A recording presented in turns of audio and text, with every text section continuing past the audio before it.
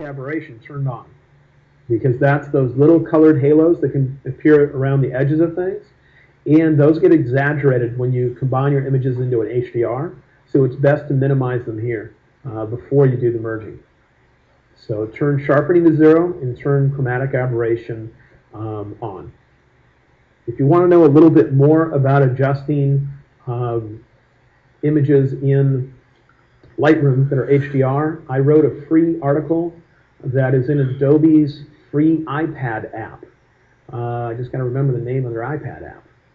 Look for Adobe, and on iPad apps, they have one that's like a magazine. In the current issue, I wrote up a thing about processing HDR using Lightroom if you want a little more detail.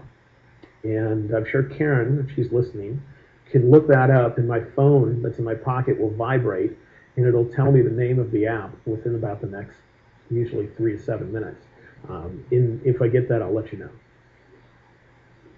Before we move on here, any quick questions about HDR merging here in Lightroom? How about quick? We have some questions. We have some questions. Are you okay with answering a couple of their software-based, not Lightroom, but... My phone already vibrated. Oh. Hold on a minute. Quick.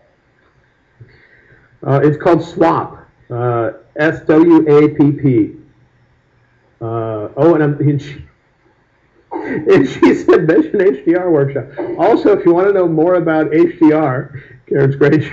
Also, the other day, remember when I couldn't remember what park I was in when I shot those lions? It popped up on my phone a matter of a few minutes later. I just didn't know she was doing it for me. So anyway, the application is called Adobe Swap. That's S-W-A-P-P. That's where you'll find more detail on how to do this. And the other thing Karen wanted me to mention is I have a workshop on HDR and light painting coming up March 11th through the 15th in California, in Los Osos. And if you would consider going to that, I have a discount code for 10% off. That's what Karen wanted me to mention. The discount code is BENCL10.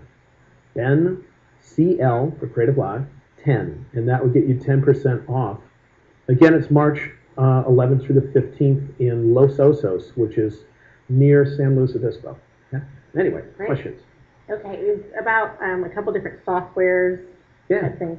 It says, how is HDR Pro different than HDR Pro 2 from Nick? And then the second one being, what do you think about Canon's 5D Mark III in-camera HDR versus Photoshop Merge? Okay, as far as in-camera HDR, I like having control over it, where I can move sliders and fine-tune it. It's kind of like, I mean, how should I say it? If I just generically need to not lose detail in the highlights or shadows, then the in-camera HDR could be acceptable. Just like my iPhone, I love the HDR setting because I don't get blown out highlights. But if I want to create more of a fine art end result where I'm really going to be tweaking the image, then I prefer to do separate exposures and merge them. I just have more control over the end result. Then when it comes to, what's the difference between HDR Pro and HDR Pro 2?